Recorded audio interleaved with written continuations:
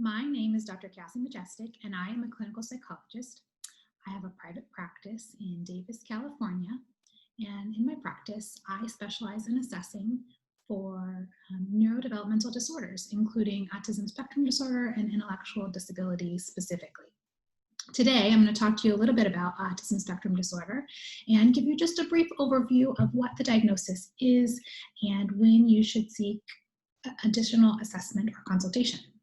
So I'm going to try to share my screen here. I'm new at this, and so hopefully it goes okay.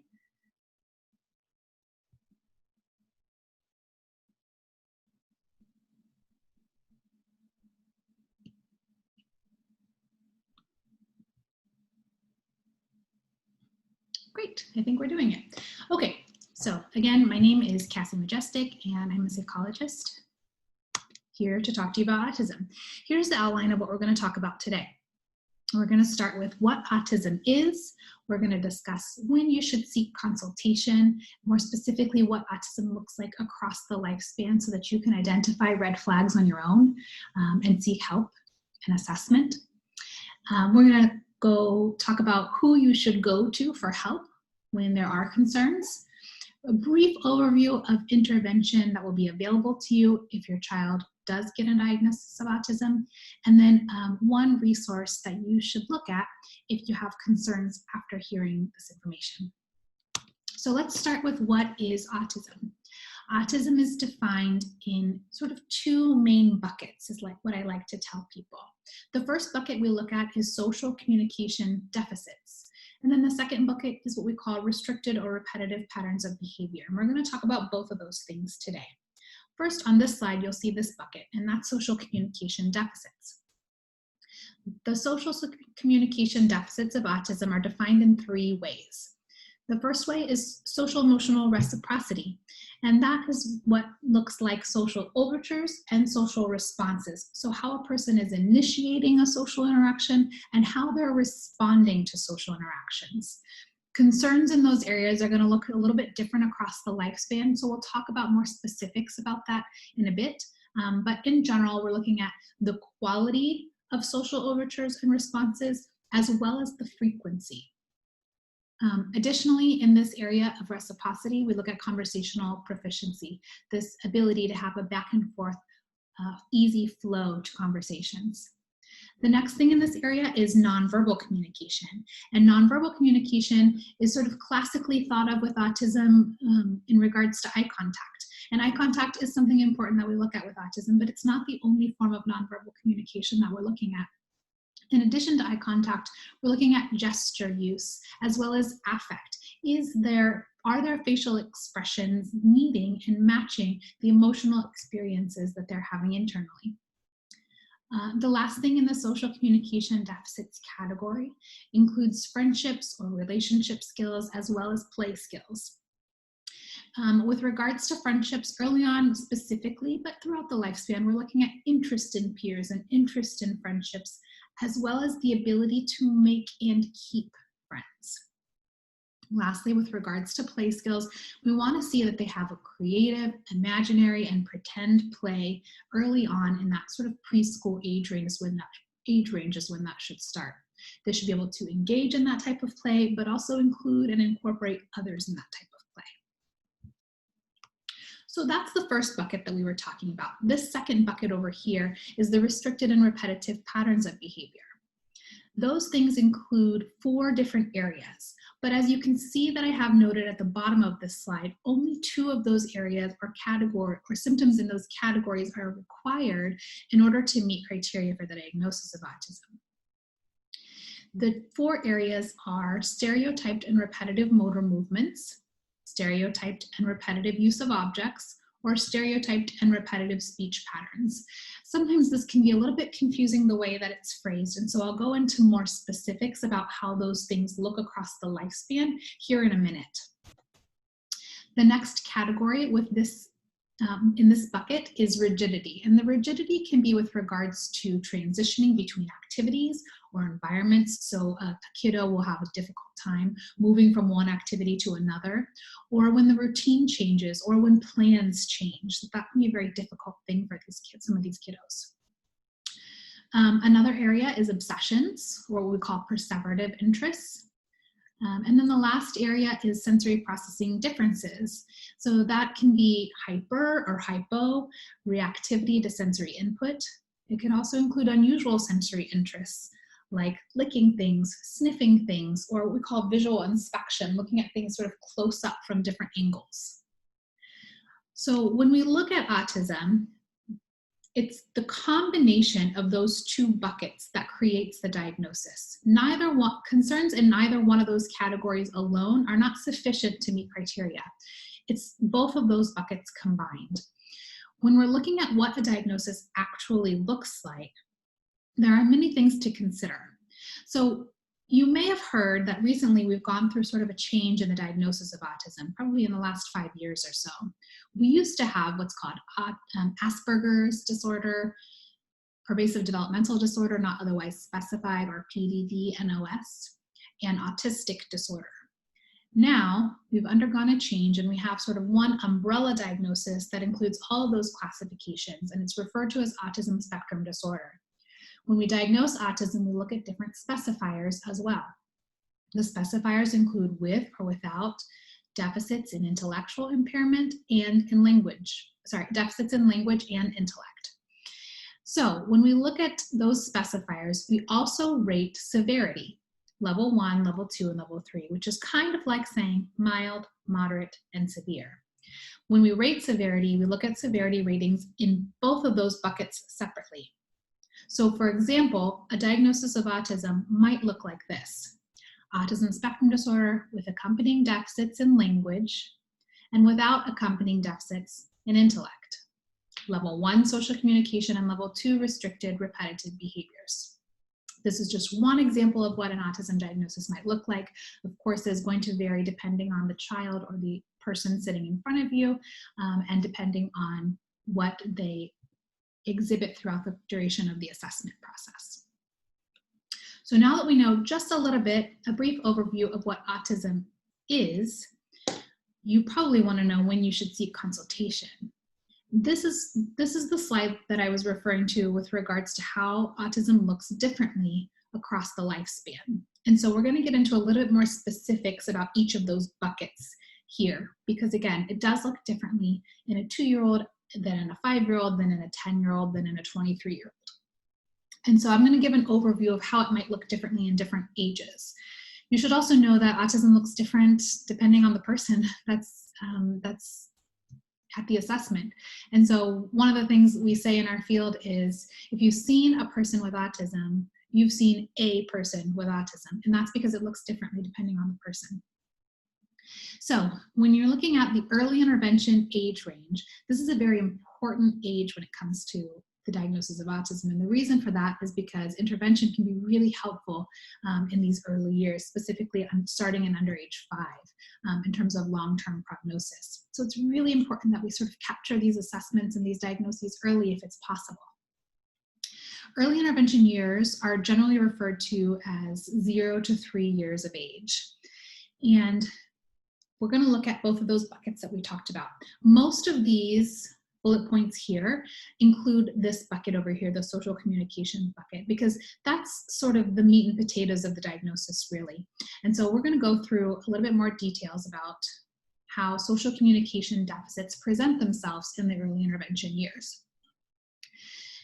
So if you see any of these, or I should say many of these bullet points in your child or in someone that you love, you might consider reaching out for additional consultation. These things include reduced shared enjoyment. So what I want to be seeing, particularly, early on, probably starting between 1 and 2 years, we should be seeing shared enjoyment, definitely by 1. We want to be seeing that the child is directing a smile towards their caregiver. So not just when it comes to being physically touched or tickled, we want to be seeing that when they're playing and they see something exciting happen, like a jack-in-the-box pops up, that they're looking up at their caregiver and smiling like, wow, isn't this a fun thing we're doing together? I also want to see that they're sharing interests with others, particularly their caregivers or siblings in the house. So I want to see shared interests that include things like showing objects. I want to see them taking an object that they're playing with that they think is really cool and fun, and they show it to their parents. If we're not seeing that, I have some concerns. I want to see what we call joint referencing.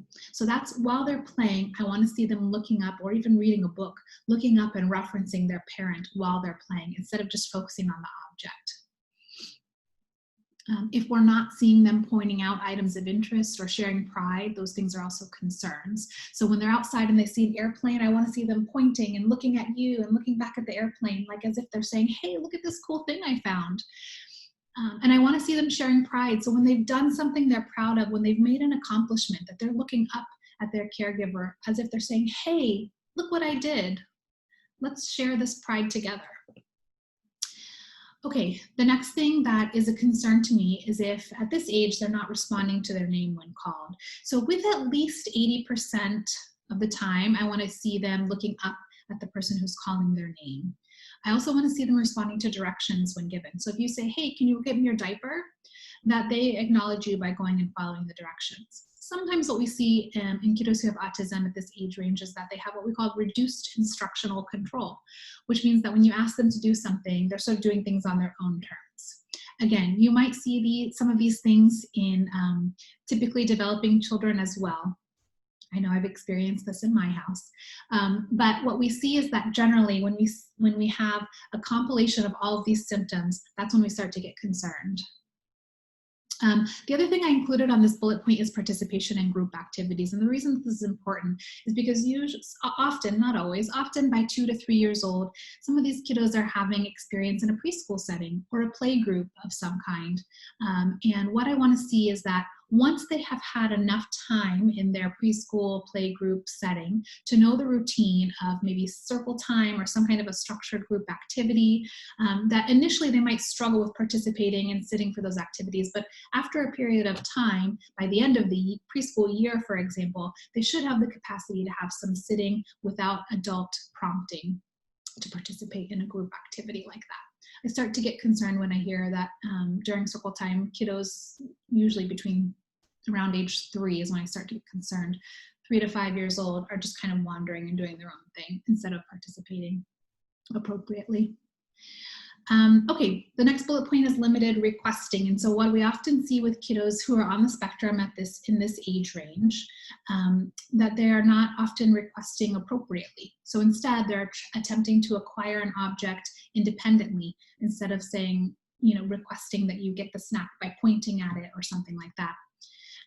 That they're either trying to get it independently or using maybe an atypical fashion of requesting. This includes things like using your hand as a tool, for example. So taking your hand and placing it on a doorknob to request to go outside, or putting it on a snack item to request a snack item. Particularly when this form of requesting is seen and it isn't accompanied by eye contact. That's when I start to get a little bit concerned. Okay, the next thing is eye contact, which we've talked about very briefly, but a little bit more details. Some people think that eye contact difficulties with children who have autism means that they never give eye contact, and that's not necessarily the case. Sometimes it is, but what we see is more subtleties with regards to eye contact integration difficulties. So we see infrequent eye contact, we see fleeting eye contact, which means they sort of briefly look at you and then look away. We see poorly integrated eye contact, which means like they're pointing at an object, or they're pointing, but they're not looking at you, or they're not looking at the object. They're kind of pointing and looking away, for example. Sometimes we see eye contact inconsistencies, which means that when there's like a highly motivating activity, like requesting a snack or requesting something that the child really wants, they have really good eye contact. But outside of that, their eye contact is fairly infrequent or poor. Okay, in addition to eye contact, as I explained before, another form of nonverbal communication we look at is gesture use. In this age, we want to be seeing, by the time they're 2 to 3, they should be nodding yes and no. They should be pointing to an object, and they should be pointing not just as a means of requesting, like to request a snack item or something like that, but they should also be pointing to share interests. Like I said, pointing to the airplane or the moon that they see. The pointing should be fairly typical in terms of using an index finger to point. Sometimes we see kiddos pointing with their middle fingers or sort of doing this reaching gesture, but I want to see an index finger point by the time they're 2 to 3. Also, they should be waving hi and bye. They should be giving high fives. If they've been taught to blow kisses, they should have the capacity for that. Some families rely on baby signs or sign language to help communicate, and those kinds of things. We want to be seeing that integrated with eye contact when they're making requests. For example, when they're saying more, they should be looking at the listener while they're saying that or while they're signing that. We also look at range of affect, and at this age, sometimes that looks like a kiddo who doesn't change their facial expression much or has a very blunted facial expression. Sometimes it looks like they only change their affect when they're having big dramatic feelings, like when they're crying or when they're really happy because they're being tickled or thrown in the air, for example. Another thing that I often see with this age is atypicalities with regards to vocal tone. So sometimes they have a really high-pitched vocal tone or a sing-songy vocal tone, or they have difficulty regulating the volume of their voice. So we look at vocalizations as well. The last few areas in social communication, this bucket with the early intervention age, is looking at interest in peers, which often we see is reduced at this age, or at the very least ambivalence towards the presence of peers. Sometimes we see straight out aversion to the presence of peers, but most often what I'm seeing is more ambivalence. They're often preferring to play by themselves versus playing with others. And so you'll sometimes see the kiddo maybe take a toy and sort of escape to a quiet space so that they can keep playing by themselves. Or they'll be playing next to a child versus with a child.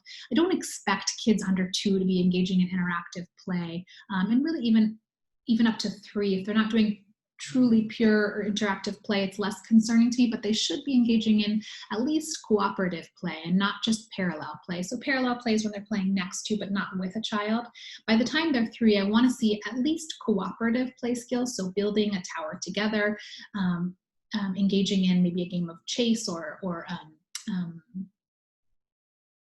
rolling the ball together, catch, something like that. I want to see them doing that by the time they're 3.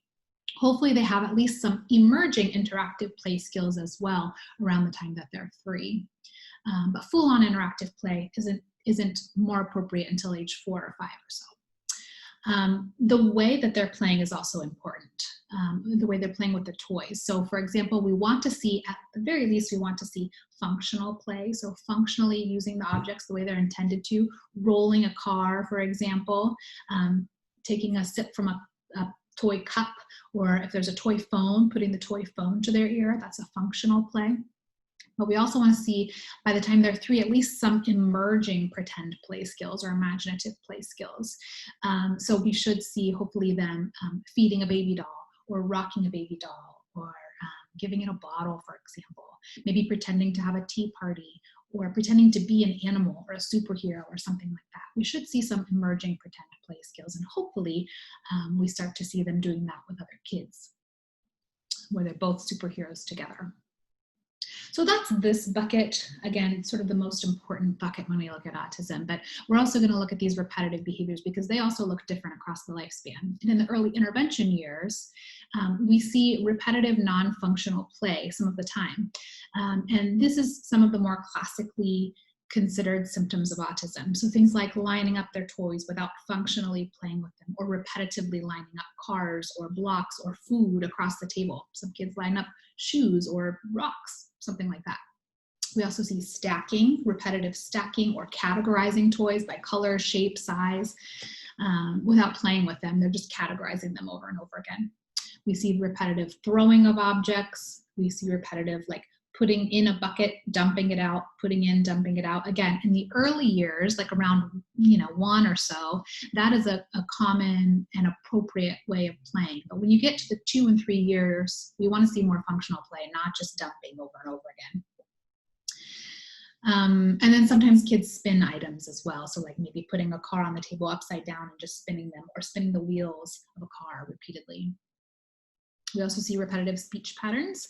So either repeating themselves or making a repetitive vocalization. If they're not using words yet, they can make a repetitive humming sound or repetitive consonant sound, ba, ba, ba, ba, ba, over and over and over again. Again, early on when you're in your language learning stage, some of those repetitive sounds or babbling is common, but we want to see them coming out of that by the time they turn 2 or 3 years old. We also see commonly what we call echolalia, and there are different types of echolalia. So there's immediate echolalia and delayed echolalia.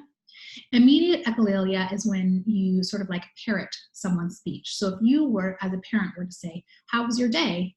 and your 2 or 3-year-old child said, "How was your day?" instead of responding to the question, that would be an example of immediate echolalia. Occasionally we see this in the early language learning time. And so if there are no other symptoms except for delayed language and echolalia, we could have just a language disorder on our hands. But when we start to see this in combination with some of the other things, that's when we get concerned. Also, when it's repetitive and we don't see other language learning happening at that time, it gets concerning. So that's immediate echolalia, when they're just parroting your speech. And then delayed echolalia is also a parroting of speech, but after a period of time. So for example, if you say something or they see something on a TV show or something like that, and then they repeat that word or phrase after a period of hours or days or weeks or something like that, then that would be an example of delayed echolalia. They also refer to that as scripting in some of the literature. Okay, repetitive sequences of behavior is something we see sometimes. So this is like maybe a child starts at the couch and then runs to a table and then runs to a chair and then goes back to the couch. And kind of they do this sequence of behavior and over again. That can be seen in physical interactions like what I just described or in play. And there's often a difficulty interrupting that sequence or that pattern. Another thing we see is repetitive motor movements. In this age, we classically think of things like hand flapping. That's something you've probably seen or heard of.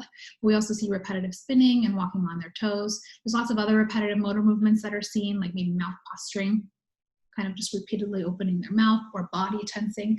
And we see lots of other different types, but these are some of the more classic, frequent ones that I see at this age. We also see rigidity. This is one that we kind of see a lot at this age. The rigidity is often applied to things like transitioning between activities, so difficulty cleaning up and moving on to the next activity, or transitioning between environments, going from the car to Target, for example, or the living room to the bathroom for bath time. The transition time in and of itself is difficult, and they often require being notified ahead of time in order for the transition to be more smooth. The rigidity is also with regards to change. So sometimes we see, this is closer to the 3-year mark, but we sometimes see that children have difficulty with change even in things like a route. When you're driving to grandma's house, you drive the same way to grandma's house every time, but if you take a different route, sometimes that can be hard for the kiddo. Or just change in your everyday routine. If you're going bath time and you usually wash hair first, then body, then rinse, and if you change that, that's really hard. The next thing is attachment to objects. So one of the things we talked about in one of the previous slides is obsessions. And the way obsessions look like in this age is a little bit different than how they look in the older age. So obsessions can be with a topic such as, most of the time at this age, what I see is trains, cars, letters, numbers, or academic things like shapes, and kind of like being obsessed with the letters. Every time they see the letters, they talk about the letters, or if they go on a walk, they're looking at the letters for the signs, or on the street signs, or they're looking at the numbers on the house signs or license plate numbers, things like that. So really hyper fixation on particular topics of interest, but also can be hyper fixation on an object. So when they're playing, they sort of get in this zone of playing and they cannot break their focus off of that object. And that tends to be something that can be a little bit of a red flag when it's in combination with some of these other things we've talked about. Obsessions at this age also looks like attachment to inanimate objects. So that would be like carrying around an object. So like carrying around a car, for example, or a stick, or always holding something. It doesn't even have to be a particular object. But if you notice that they're always holding something, that can be an example of a perceptive interest at this age.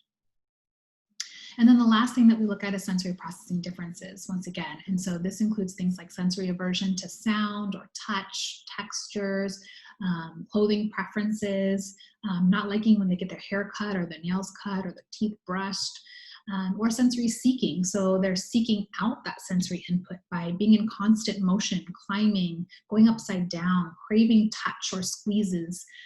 Maybe they have a high pain tolerance. Those are some examples. Again, and those also, in addition to that, are some of these unusual sensory interests like licking things, sniffing things, kind of doing that close-up visual inspection. Sometimes we see what we call peripheral visual inspection, where they're looking at things out of their corner of their eye, or they're turning to look at you out of the corner of their eye.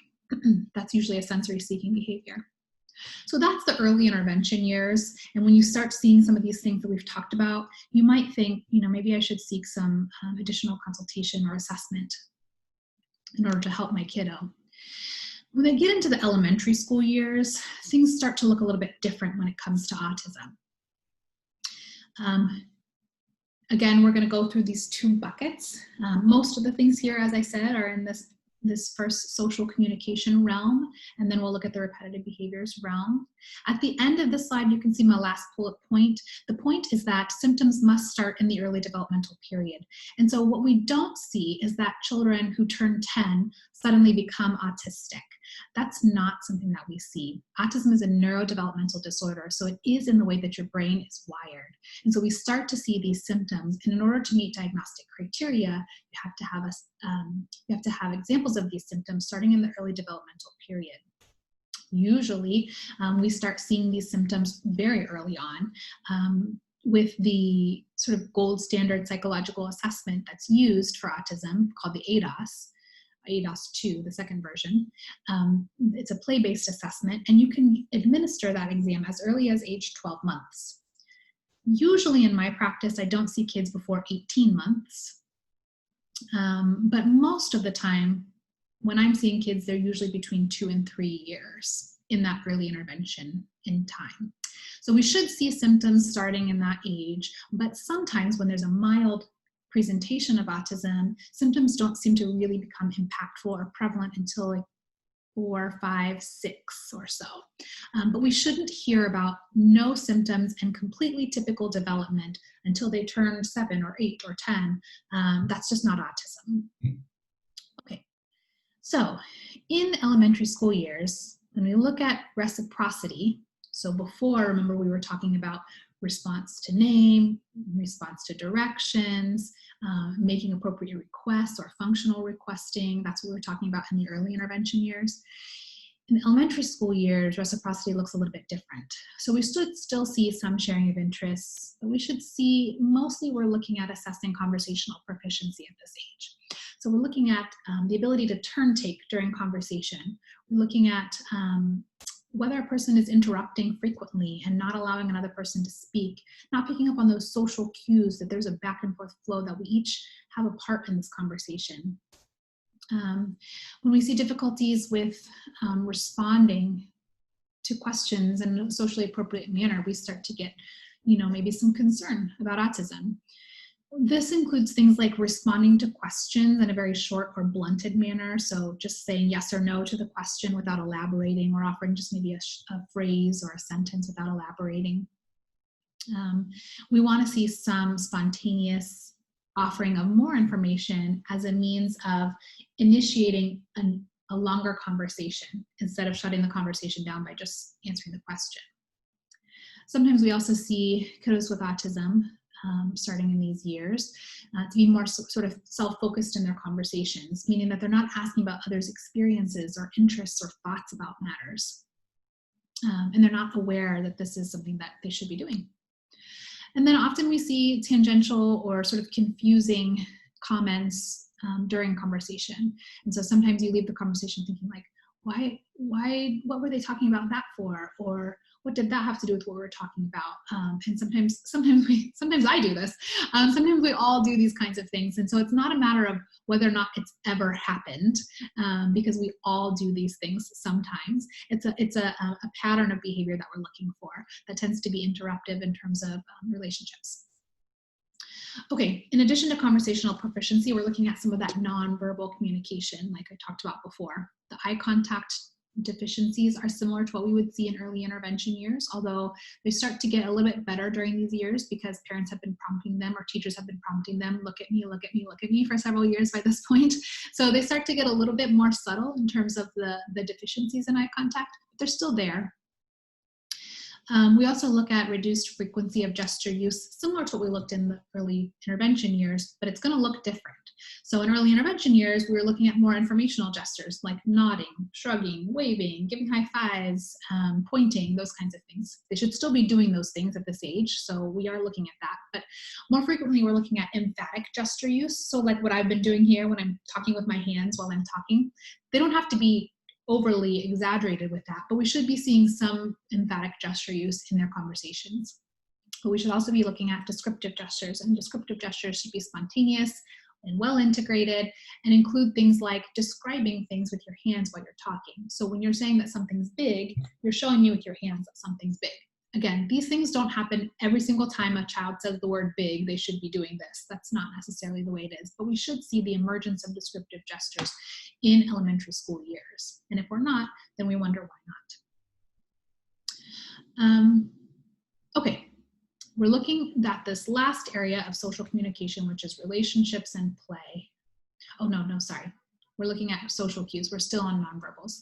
Sorry, I skipped a couple bullet points. Okay, so in addition to offering nonverbal communication, gestures, and eye contact, we should be at this age starting to understand nonverbal communication.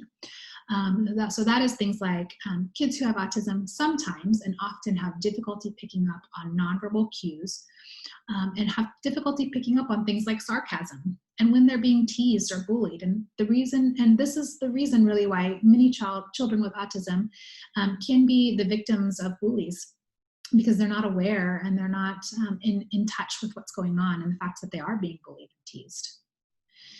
Sometimes they can have difficulty picking up on other social cues like boundaries and when they're being invited to participate in things. So when somebody is clearly giving the message, like, I'm done talking now, I'm done participating in this activity, but the child is still not getting it and still continues to push, that's when we start to think, they're not getting this social cue. Okay, we also see restricted affect like we do across the lifespan. Sometimes, we see sort of like a blunted presentation with regards to facial expressions. Not always though. Okay, now we're moving into the relationships and play skills. And what we see in the elementary school years is the continuation of difficulty making and keeping friends. So I often start to hear, especially with some of these higher functioning cases of autism, that the kids are interested in making friends. They want to have friends, but they really struggle with doing it. They don't know how to keep or maintain these friendships.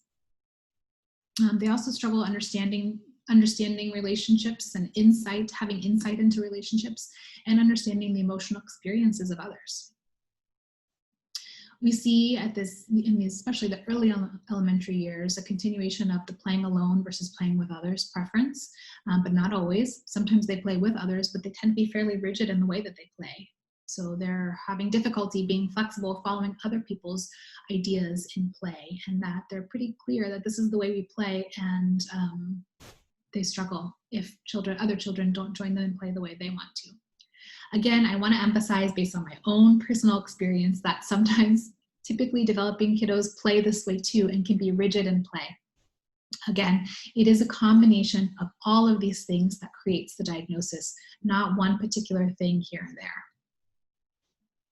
So in elementary school years, we've talked about the social communication deficits, but now we're going to talk a bit about the repetitive behaviors that we see.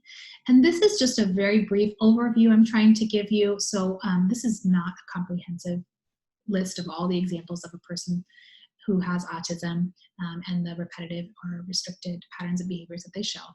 But some examples that I typically see in my practice at this age include the continuation of repetitive speech patterns. Early elementary school years, we might see some of that echolalia we were talking about earlier, but most of the time we start to move out of that in elementary school years. We do still see some repetitive use of words or phrases, even into adulthood years sometimes.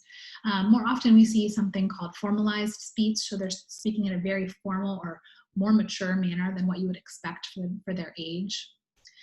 Sometimes this is due to high intellectual abilities, but many times it's just due to a lack of social awareness and understanding that that using these particular words or phrases in the context of a sort of casual social conversation is not typical. We also see pronoun reversal, so referring to themselves in the third person instead of referring to themselves as I, or mixing up he and she, particularly in those early elementary years. We see a repetitive play sequences or repetitive play themes over and over again. Every time they play this particular theme. And we see rigidity with regards to play, like we were describing earlier, but also with regards to routines and transitions. This is where we start to see the emergence of rituals or compulsions. So having to do a particular thing a particular way every single time. Obsessions are often topic driven. So we talked before about obsessions being like attachment to an object or something like that. But now we see the emergence of more topic driven obsessions. So maybe a perseverative interest in the areas of Greek mythology, for example. And so the child then will research everything there is to know about Greek mythology, to the point that they could go to a museum and they could correct the museum personnel about what they're saying in Greek mythology. This can sometimes, by the way, become intrusive to schoolwork, because what happens is a teacher assigns a topic, a project for a person to do, and the person with autism might be really interested in the topic that they choose and research it to the end of the earth, but not do the actual project, because they can't see the value maybe sometimes in doing the project, but they'll know everything about the topic and still not pass the project because they didn't do all the details of the project, which can sometimes be very frustrating, I think. In these ages and into the teenage and adult years, we start to see an intrusive quality to these obsessions with regards to conversations.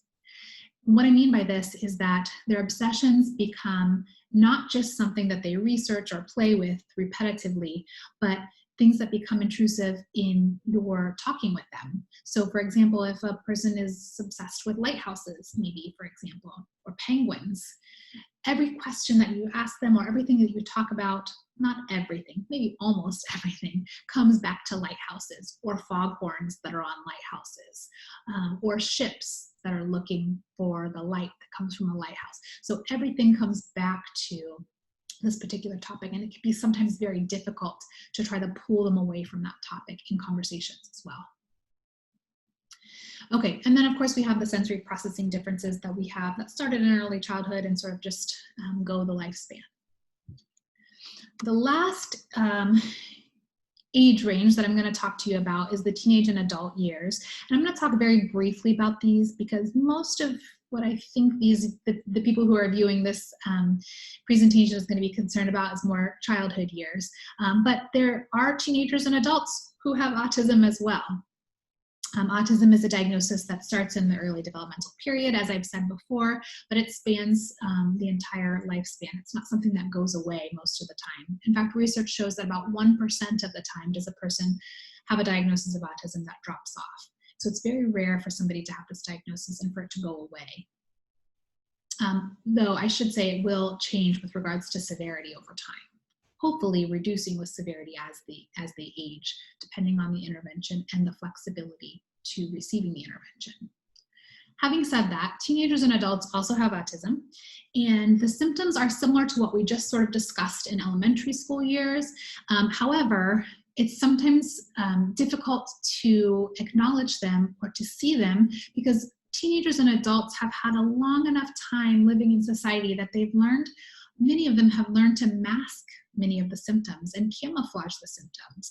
And so, for example, they know that they should be giving eye contact, and so they give eye contact, but if you ask them to describe it, they usually will say, it's so difficult for me to look at somebody in the eye, and it takes so much energy and thought to know where to position my body and where to look and how to put my hand. So even all the very basic things that we sort of do, many of us sort of do automatically and have that intrinsic drive to do, they have to think through all of their movements and where they look and how they behave in social situations. And so many of them have learned, as I said, to camouflage these symptoms. And so the diagnosis and assessment process in these years looks very different than how it does in childhood years. When we're assessing in childhood, we look at we do a lot of play-based assessment. When we look at teenage and adult years, it's a lot of interview-based assessment. So we look at self-report, what the experience is of the person who's coming to the assessment, as well as the report of others. So we listen to what their parents have said about what they were like when they were in preschool. And we look at the notations. If there's any school-based assessments or documentation, we want to look at that. As I said before, though, all these symptoms should have started in early childhood. And the reasons why teenagers and adults seek consultation is going to be different than why children or parents of children seek consultation or assessment. In children, we're looking at a lot of intervention, an intervention-based drive. When we're looking at a seeking assessment for adults, usually it's because they're either just curious or there's been something that about them that has affected their quality of life. So maybe their relationships are affected and they want to understand why and what they can do differently to help that. Maybe they're in therapy and the therapy is not progressing the way that they would expect, or the way that the therapist would expect. And the reason for that might be that they are not processing things in a neurotypical fashion, and so their response to therapy is different, meaning they might need a different therapy approach. Maybe they're having difficulty getting or maintaining employment, and so they want to have some understanding of why that is and what they might be able to do differently. And some people, especially in the teenage, early adulthood years, struggle with independent living skills, and they want some assistance with that and some better understanding about why that might be. Okay, so having said all of that, you have a little bit of an understanding about what autism is, and maybe you might be thinking about your own child or someone that you know who might have some of these symptoms or some concerns. If that's the case, you probably want to know where should you go to get help for these things. If your child or the child that you care about is in early intervention years, ages 0 to 3, your state should have its own early intervention program. And I've included a link here to look at what your state's early intervention program might be. That might be a first step for you. In California, we have regional centers across our state. If you are in California, you can self-refer to the regional center at any age. There is a misconception out there that the regional center is only for early intervention ages 0 to 3 years old, and that is just not true. In California, there is an early intervention program through the regional center that you can self-refer to. And then there's what they call an intake program, so after age 3, that you can refer to as well if you have concerns about autism. You need some kind of a basic documentation that there is someone who has concerns about your child having autism. So it could be from a teacher, could be from yourself, pediatrician, therapist, something like that. It could just be 1 or 2 sentences that says this child is struggling with eye contact, play skills, whatever it might be. And you want to request an evaluation for autism. The regional center can assist with that. The benefit of the regional center long-term, by the way, is that if you qualify for regional center services as a child and you have a qualifying condition, you can continue to qualify for the duration of your lifespan if needed. So when your child, or if your child's already at this age, but when your child reaches an age of teenage years, for example, and they need help with independent living skills, or they need help with vocational training or job skills, the regional center can help with that as well. In addition, in their childhood years, they can help set them up with resources, help you with respite care. They can help with hooking you up with therapy, those kinds of things. So the regional center is a good resource in California. And I'm sorry that I don't know much about regional centers outside of our state, so I can't comment much, but I would look into it if I was you and I was outside of California. Most people go to their pediatrician for help. And so if your child is showing concerns, from the things that we've talked about, you can go to your pediatrician, share those concerns, and request a referral for an assessment. And your pediatrician can help you figure out where to go for that. In addition to that, you could go through your child's school district. If your child is age 3 or older, they would qualify for a special education assessment. You should know that a medical diagnosis of autism, which is something that I would offer, and an educational diagnosis of autism are 2 different things. So you can qualify for a medical diagnosis And if your child's academic functioning is not impaired by their medical diagnosis of autism, then their child would not qualify maybe for an academic classification of autism. A child might classify for an academic classification of autism if their needs would be best met by resources that the school offers for children with autism and not have a medical diagnosis. So they would benefit, so the school is saying, even though this child does not have a medical diagnosis of autism, they would benefit from the resources that we offer kids who have autism. So we're going to classify them as educationally needing help under a classification of autism. Hopefully that makes sense. Most of the time, the two overlap. Most of the time you have both a medical and an educational classification. But as I said before, you might have one or the other. So just be aware of that when you're going to your school district for an assessment. All of these bullet points that I've talked about so far generally will lead you to going to see a specialist, which is usually a clinical psychologist or neurodevelopmental psychologist or neurological psychologist who focuses on assessing for neurodevelopmental disorders such as autism. Sometimes there's a developmental pediatrician or a psychiatrist who also has these specific ASD assessment skills. ASD stands for Autism Spectrum Disorder. So sometimes there are other professionals who can specialize in assessing for autism, but most of the time it's going to be a psychologist.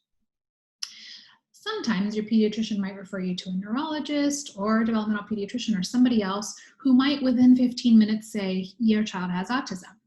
When this happens, I recommend that you see a specialist, such as a psychologist, to do a full scope psychological evaluation, because a 15-minute appointment is generally, for my general rule of thumb, generally not enough to assess and diagnose autism.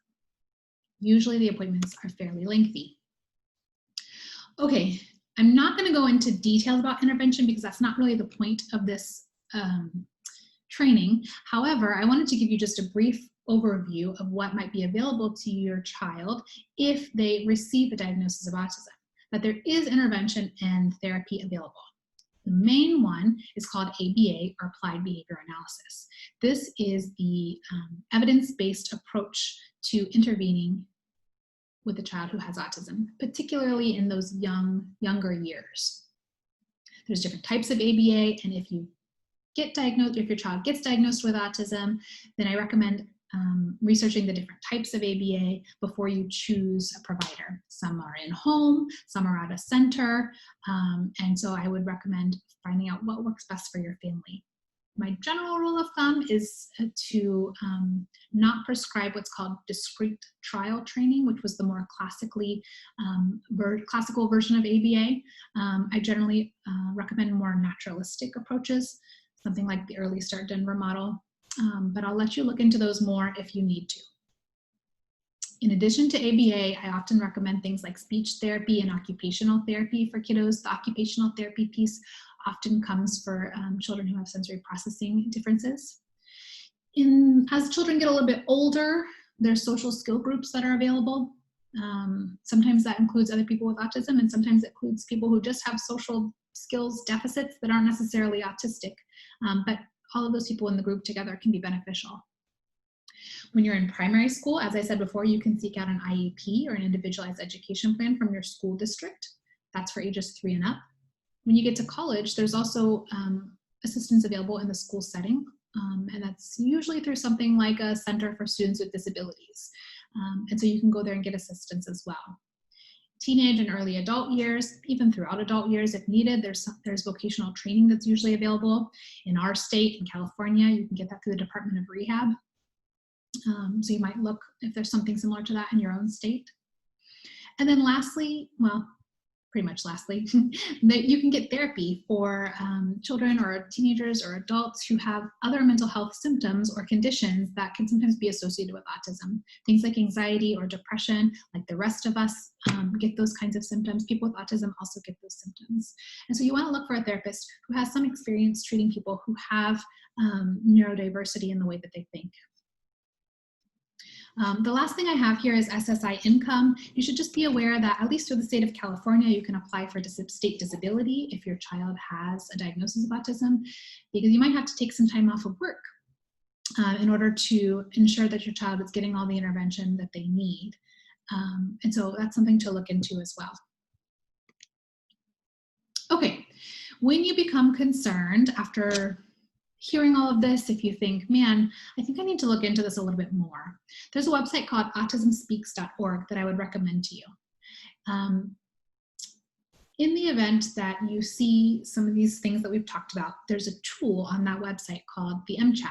And this is a screening tool for children to determine whether you need to have further assessment. So I put the link here for you to look at if you want to do a screening. In addition, there's something called a 100-day kit on this website. And this website's 100-day kit is intended to be used for the first 100 days after your child receives a diagnosis of autism. It gives you an action plan. So some parents, after their child's diagnosis, say, what do I do now? And they really want to just hit the ground running in terms of an action plan. This is something that you can do, that you can look at and review. Some parents say, I just need some time to process this, and they're not quite ready to go here yet. And that's totally fine too. You should do what feels right for you. The biggest thing I can recommend when it comes to internet-based resources for autism is not to just Google autism, because there's so much misinformation out there on the internet, so many blogs that are not evidence-based. And so I generally recommend as a starting point this resource. There's a lot of other resources available, a lot of books and videos and other resources that are available to you if your child receives a diagnosis of autism. But since the purpose of today's training is to help you decide whether or not you need to seek additional conversations or consultations, then this is where I'm going to start with you in terms of your resources. Okay. That is all I have for you today. Usually I would open it up to questions at this point, but since we're doing a pre-recorded session, I will not open the floor up to questions, except for through email. So here's my email address. If you have any questions, feel free to reach out to me. If you need additional resources, if maybe your child has already been diagnosed, you need additional resources, I'm happy to share some of those with you too. Thank you so much for your time.